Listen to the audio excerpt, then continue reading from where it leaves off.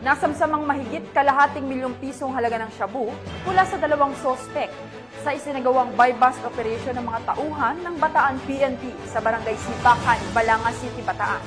Nakatutong dyan si Patrolwoman Jilly Peña.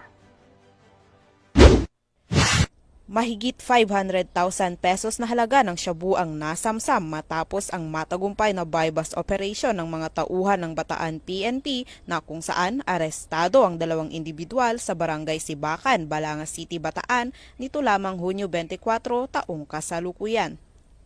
Kinilala ni Police Colonel Marites A. Salvadora, Provincial Director ng Bataan Police Provincial Office, ang mga suspect na sina alias Rod, 57 taong gulang, may asawa, at alias Jose, 28 taong gulang, binata, kapwa residente ng nasabing barangay.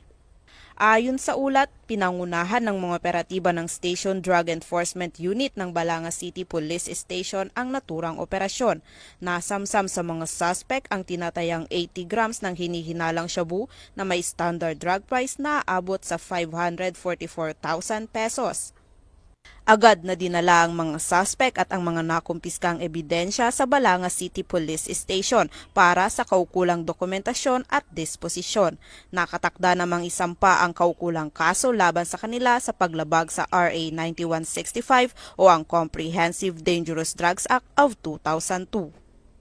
Ang matagumpay na operasyon na ito ay patunay ng patuloy na kampanya ng kapulisan ng Bataan laban sa ilegal na droga. Muling pinaalalahanan ng mga otoridad ang publiko na makiisa sa laban kontra droga upang mapanatili ang kapayapaan at kaayusan sa buong lalawigan. Mula dito sa gitnang Luzon, ako ang inyong PNN correspondent, Patrolwoman Jilly Advincula Peña, alagad ng batas, tagataguyod ng Balitang Pulis.